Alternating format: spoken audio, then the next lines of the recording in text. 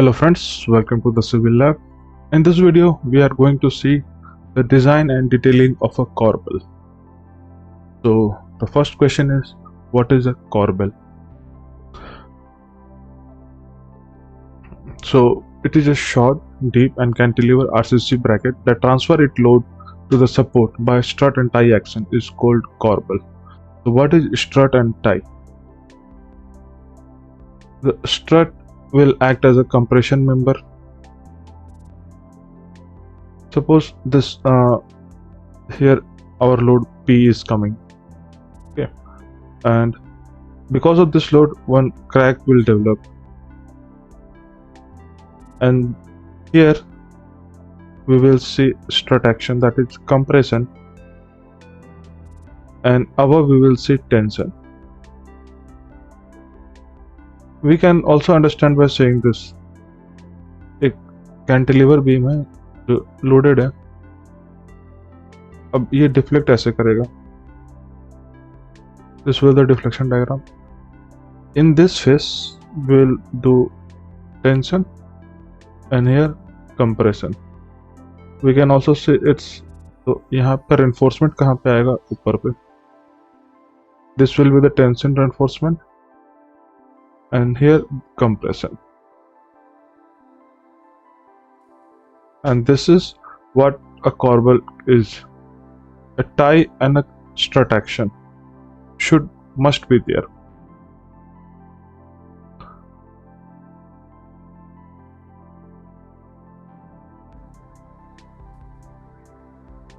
What code IS 456 says that how we will consider it is a corbel or not. So first, this AV, that is the distance between the center of the load to the face of the column. This is column and this is our corbel. This is a cantilever. Okay. The distance AV between the line of the reaction to the supported load and the root of the corbel is less than D. This is the concentrated load and this is the distance, and this will be the depth, root D. That's what, that AV should less than D. The first condition. If this condition satisfied, we will move to next condition, that is D1. D1 should be greater than 0.5 times of D. मतलब D1 का जो depth होगा वो 50% ज़्यादा होगा D से. That is the second condition. If two conditions satisfied, then हम लोग बोल सकते हैं कि इसमें proper strut and tie action develop हो रहा है और इसको हम लोग एज अ कॉर्बल डिजाइन कर सकते हैं. आप ये कोड में भी देख लीजिएगा, 28.1 कॉन्क्रीट कॉर्बल्स में दोनों क्लियरली लिखा हुआ है. ठीक है.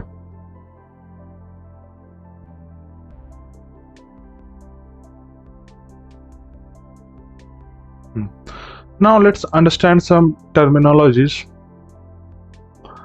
What is AV? First, सबसे पहले जो लोड आ रहा है PU, ठीक है, और कोई एक लोड आएगा HU, हॉरिजॉन्टल लोड सपोज करते हैं, ठीक है. Now let D is the depth of the corbel at the column face. ये डेप्थ है कैपिटल D. कॉलम फेस पे हम लोग उसको यहाँ पे भी दिखा सकते हैं, ये डेप्थ हो गया मेरा कैपिटल D.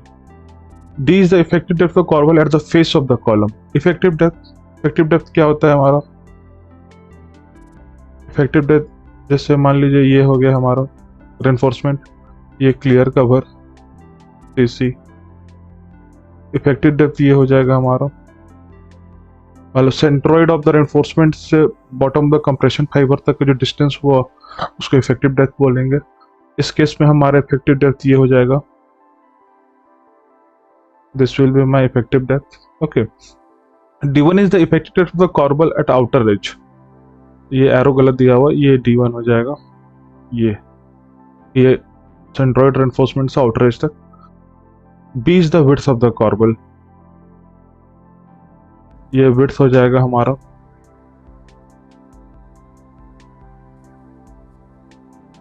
ये विड्थ हो जाएगा कॉर्बल का।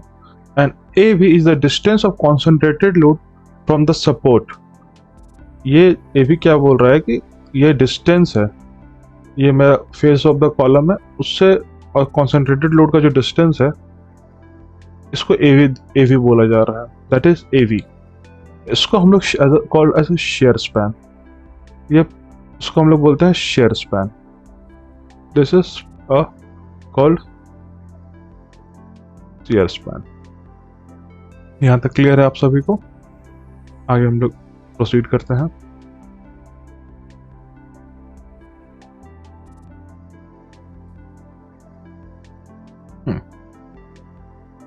अब इसमें अब ये इसका मतलब क्या है हम लोग पहले समझ लेते हैं। अगर कॉर्बल में अगर जो क्रैक जो डेवलप होगा अगर ये अंदर तक जा रहा है, मतलब कॉलम के फेस के अंदर जा रहा है, तभी proper strut and tie action develop होगा। और उसके लिए एवी डी से कम होना चाहिए और D1 हमारा 0.5 टाइम से डी से होना चाहिए, ज़्यादा होना चाहिए। ये दो कंडीशन जब सेटिस्फाई करेगा तभी proper strut and tie action develop होगा, तब जाके इस फेस में टेंशन, इस फेस में कंप्रेशन होगा। तो ये है। अगर AV बाय D अगर नहीं होता है, अगर AV ज़्यादा हो गया D से, तो क्या होगा, ये जो हमारा क्रैक है ये कॉलम के अंदर नहीं जाते हुए यहीं पे आके ख़त्म हो जाएगा, और ये चीज़ यहाँ से ब्रेकआउट हो सकता है, मतलब यहाँ से शेयर फेलियर हो जाएगा इसका। इसमें proper strut and tie action develop नहीं होगा।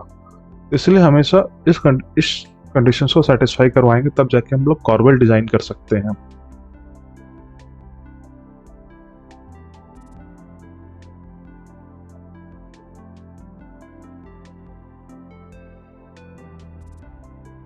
कुछ एप्लीकेशंस देख लेते हैं कॉर्बल का। सबसे ज़्यादा यूज़ कॉर्बल का होता है हमारा इंडस्ट्रियल बिल्डिंग में। इसमें क्या होता है कि ये गर्डर है, ये क्रेन मतलब जो अरेंजमेंट है, और यहाँ पे कुछ आई सेक्शंस और उसके ऊपर चैनल सेक्शन रखा जाता है, और उसके ऊपर ये हमारा गर्डर मूव करता है ओरिजेंटली ऐसे करके, इसके ऊपर गर्डर ऐसे करके मूव करता है। ये ड्राइंग है, इसके ऊपर गडर ऐसे करके मूव करता है, तो उसका लोड गडर का कॉर्बल्स पे आता है, तो हम लोग उसके लिए कॉर्बल को डिज़ाइन करते हैं।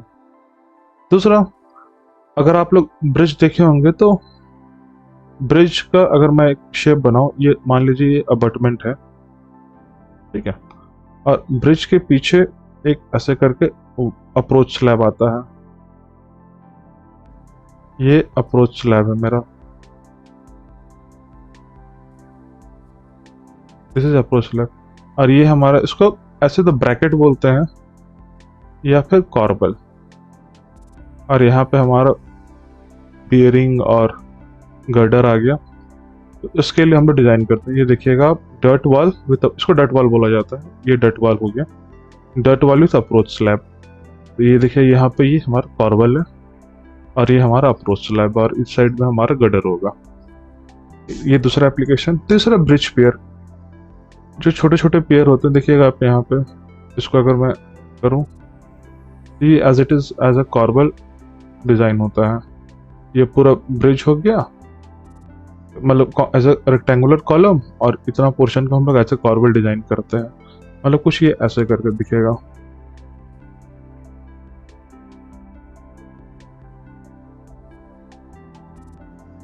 और यहाँ पे गर्डर आ गया ये, और ये हो जाएगा मेरा AV, और ये हो जाएगा D1, और ये हो जाएगा D।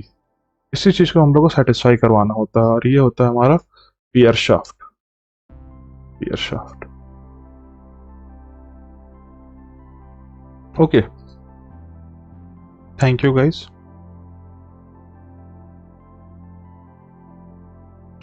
नेक्स्ट वीडियो में हम लोग इसके डिज़ाइन ऑफ अ कॉर्बल देखेंगे, और उसके नेक्स्ट वीडियो में हम लोग देखेंगे एक एग्जाम्पल।